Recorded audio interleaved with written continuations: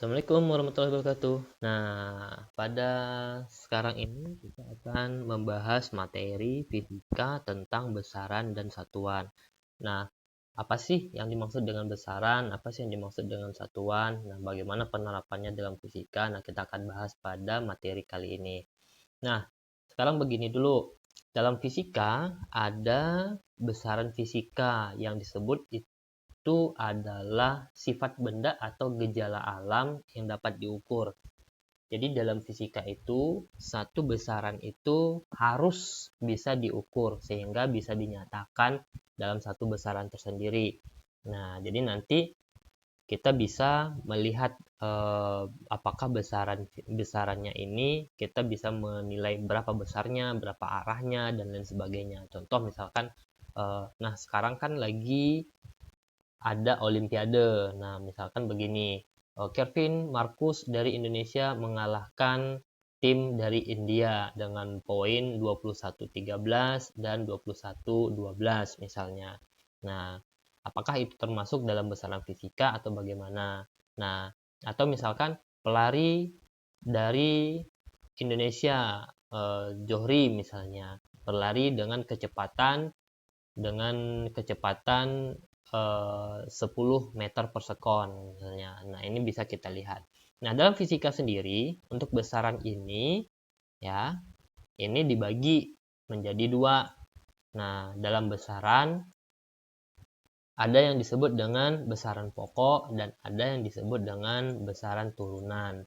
Nah, apa sih itu besaran pokok? Apa sih itu besaran turunan? Nah, mari kita bahas. Untuk besaran pokok adalah besaran yang satuannya sudah ditetapkan di satuan internasional. Jadi, para peneliti itu berkumpul dan menetapkan satuan dalam besaran internasional. Nah, besaran pokok ini hanya terdiri dari 7. Kenapa kok hanya 7?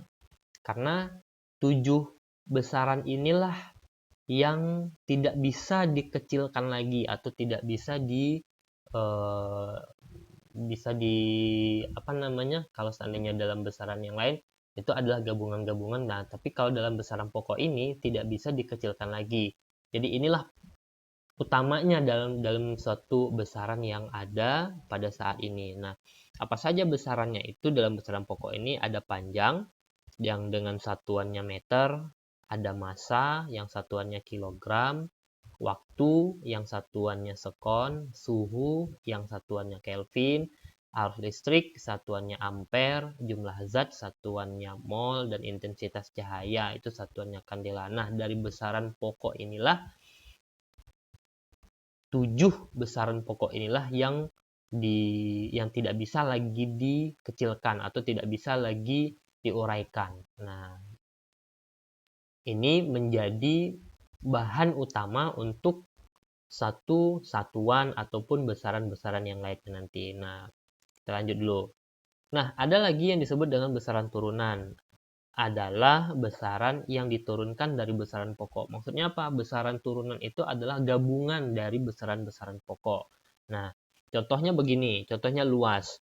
Contohnya luas. Untuk luas, luas itu adalah panjang dikali lebar.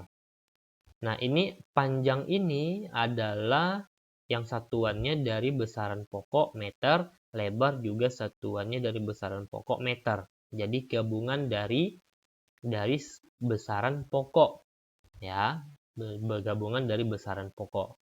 Nah, sehingga satuannya menjadi meter kuadrat. Nah, atau contoh misalkan massa jenis misalnya. Massa jenis ini adalah gabungan dari massa dan juga volume. Nah, massa ini satuannya kilogram, volume ini satuannya meter kubik. Berarti kalau volume ini adalah eh, satuan dari panjang kali panjang kali panjang atau meter kubik. Nah, sehingga menjadi dari massa yang satuannya kilogram dan volume satuannya meter kubik. Nah, contohnya lagi misalkan adalah kecepatan.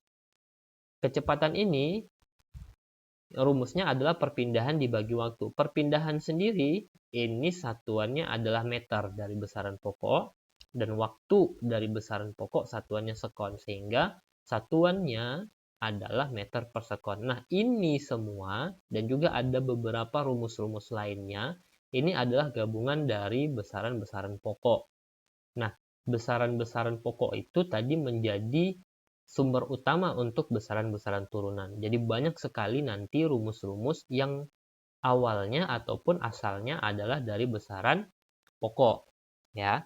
Nah, sehingga bisa kita lihat begini, banyak sekali kalau dalam lingkaran yang besar ini adalah rumus-rumus dalam fisika. Contohnya misalkan gaya, daya, usaha, energi, eh, misalkan untuk fluida misalnya, ada untuk kalor misalnya, dan lain sebagainya, itu adalah bahan utamanya dari besaran pokok atau gabungan dari 7 besaran pokok yang ada. Nah, sehingga besaran pokok ini menjadi gabungan-gabungan untuk rumus-rumus yang ada dalam fisika, sehingga disebut dengan besaran turunan. Nah, dari besaran turunan, ada terkadang yang dia memiliki satuan yang sama. Contoh, satuan yang sama pada energi potensial dengan energi kinetik misalnya. Itu satuannya sama. Nah, karena ada satuan yang sama ini, untuk memudahkannya kita bisa mencarinya dengan dimensi. Nah, apa sih itu dimensi? Dimensi itu adalah besaran yang menunjukkan cara besaran tersebut tersusun dari besaran-besaran pokok. Nah, sehingga kita menjadi lebih mudah untuk melihat satuannya ataupun melihat dimensi dari rumus-rumus yang ada. Nah, contoh besaran yang kita sini kan dari untuk dimensi itu sendiri itu diambil dari besaran pokok. Sehingga besaran pokok yang panjang, misalnya untuk panjang itu satuannya meter, itu dimensinya adalah L. Nah, massa satuannya kilogram, itu dimensinya M. Dan waktu itu satuannya sekon, dimensinya T. Kuat arus satuannya ampere, itu I. Nah, untuk suhu satuannya Kelvin, dimensinya theta. Untuk jumlah zat itu satuannya mol, dimensinya N. Dan intensitas cahaya satuannya kandela, dimensinya J. Nah, ini dibuatkan dalam bentuk kurung siku atau kurung kerawal. Nah, sehingga nanti kita menjadi lebih mudah untuk menentukan satuan dari satu besaran turunan yang ada.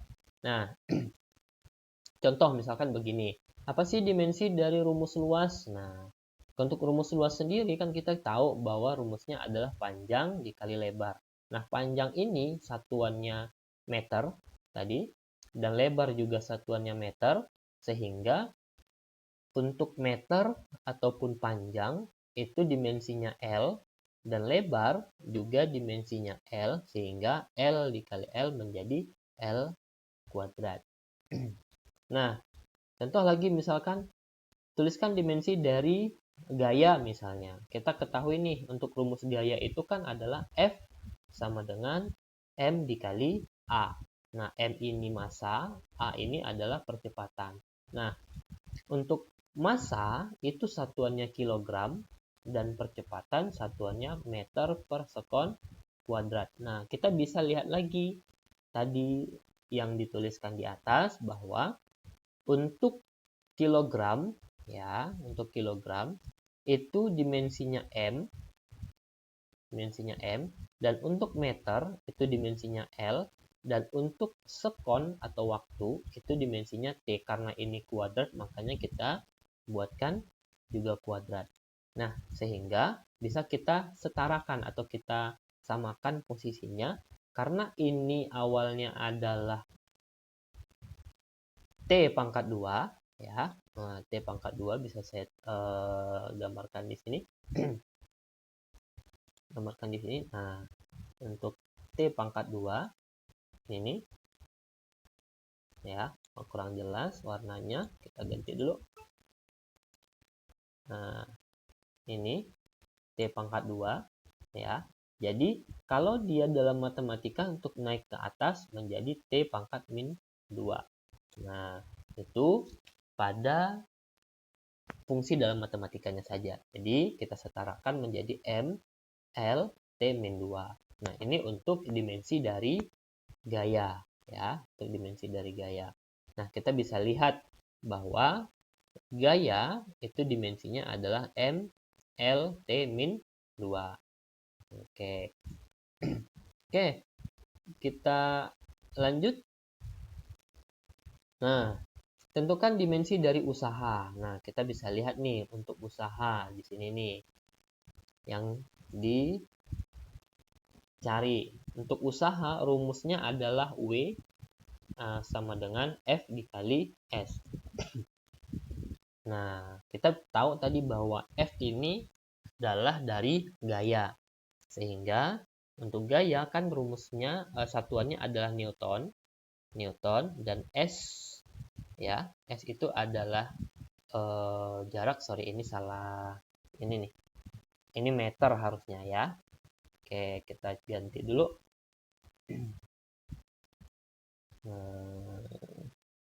Nah, di sini, nah ini nih menjadi meter, ya. Nah, ini menjadi, oke, kita hapus dulu.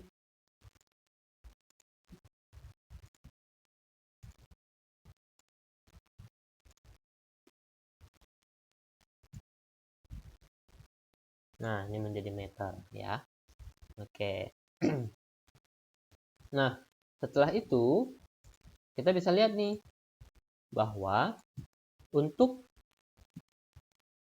Newton, ya, untuk Newton itu kan tadi kita bahas bahwa satuannya adalah kilogram meter per sekon kuadrat. Nah, sehingga dan M ini meter, ya, M ini menjadi meter. Kalau kita bisa kalikan M dengan M menjadi meter kuadrat. Nah, sehingga kita buatkan kilogram itu dimensinya M, meter atau untuk panjang itu dimensinya L, dan S meter ini dimensinya juga L, dan sekon kuadrat itu dimensinya adalah T pangkat 2. Sehingga bisa kita setarakan dia. Nah, ini menjadi M, L dikali L dikali L menjadi L pangkat 2, dan T-nya kita naikkan ke atas menjadi T pangkat min 2, ya. Nah, ini untuk dimensi dari usaha. Nah,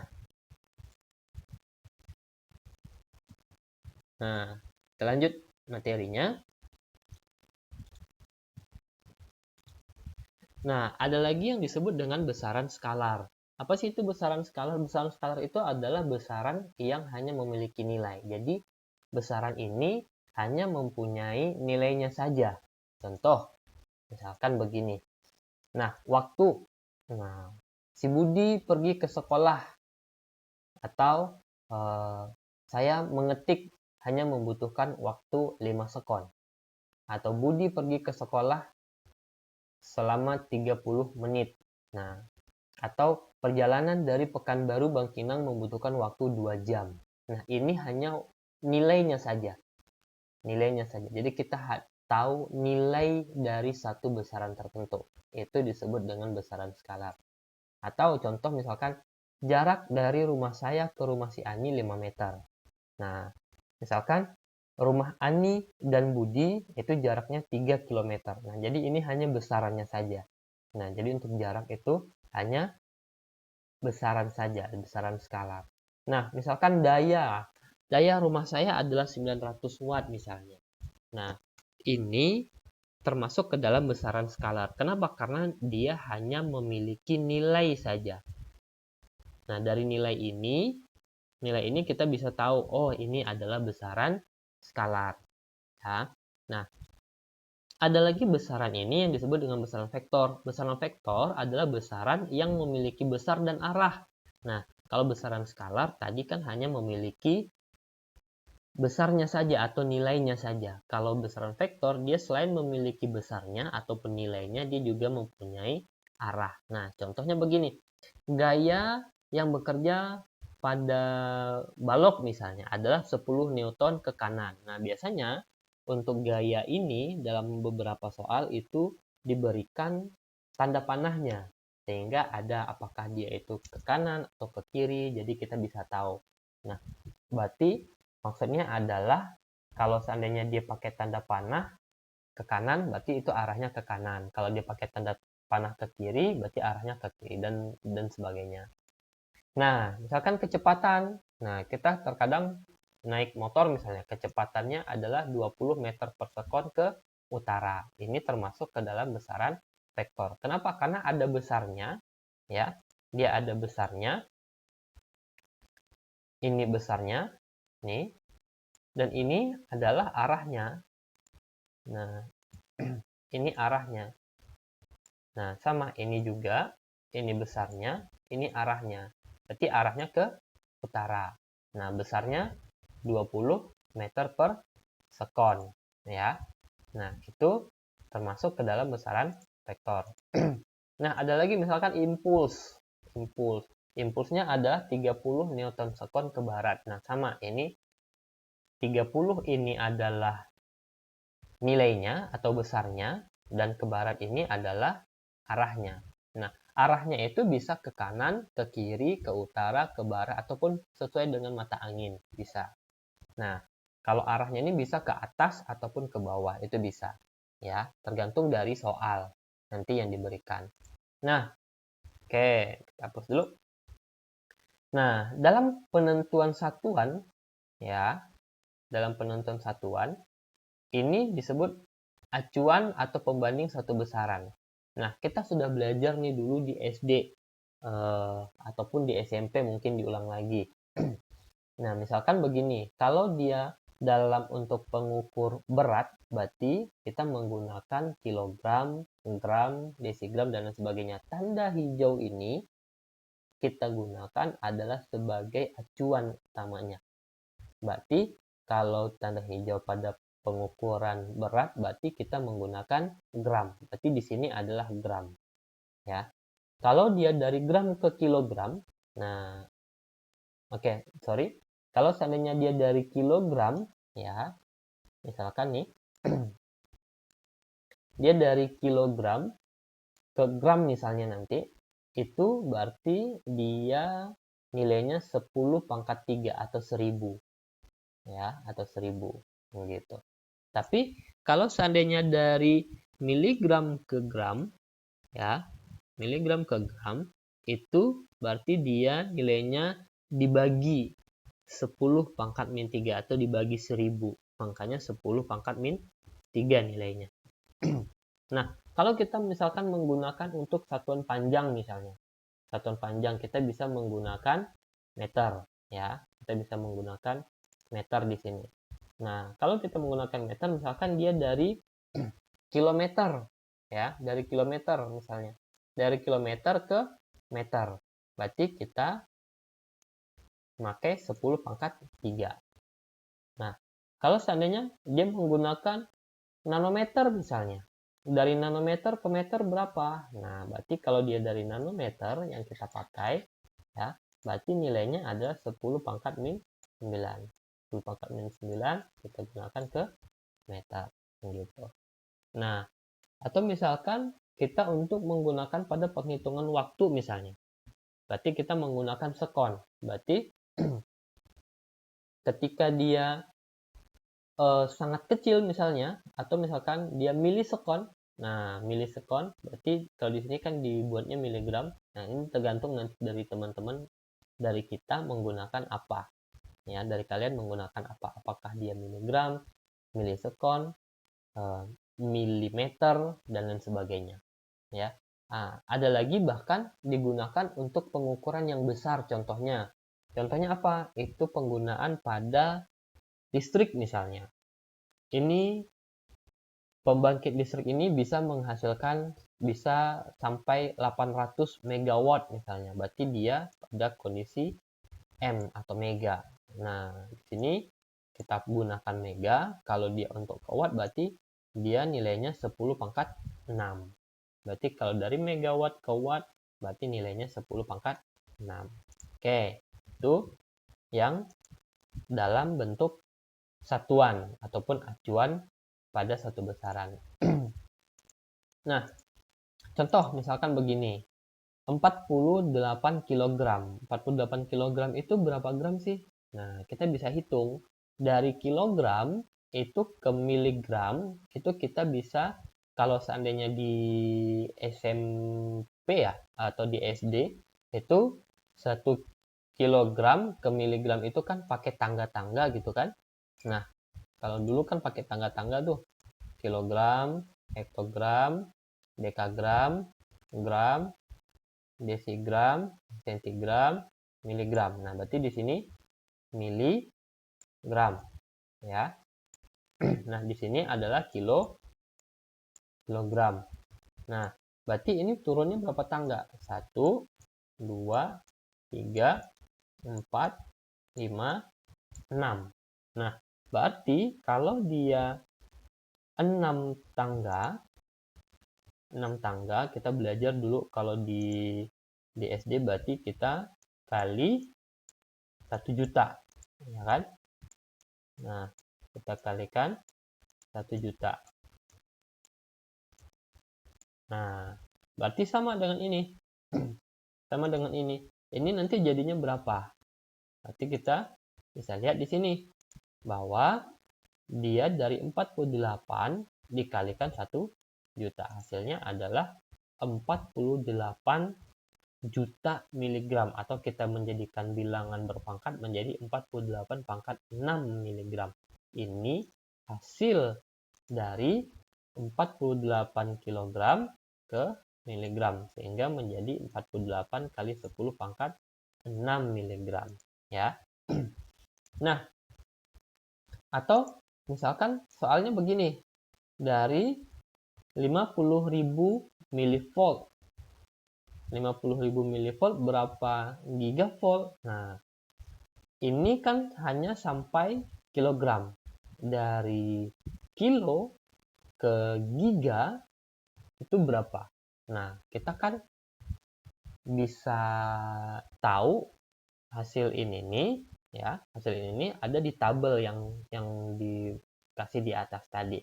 Nah, bahwa kita bisa lihat di sini bahwa ini 50.000 milivolt, dari mili ke giga itu dibagi 1 triliun ya, jadi 1 triliun, sehingga hasilnya bagaimana? Nah, hasilnya begini. Nah, hasilnya ini bisa kita, kalau di dalam matematika ini bisa kita coret nih. Set. Berarti kalau ini 4, ini juga kita coret 4. Nah, berarti tinggalnya berapa? 1, 2, 3, 4, 5, 6, 7, 8. Nah, berarti bisa menjadi 5 per 100 juta, ya kan? Sehingga kalau kita buatkan dalam bentuk bilangan berpangkatnya ada 5 kali 10 pangkat min 8 gigavolt. Nah, itu untuk materi dari besaran dan satuan ya. Oke, mungkin itu saja yang bisa diberikan untuk materi kali ini. Mudah-mudahan bisa bermanfaat. Silahkan nanti bantu di-share kepada teman-teman yang lain. Mudah-mudahan materi ini bermanfaat. Cukup sekian, terima kasih. Assalamualaikum warahmatullahi wabarakatuh.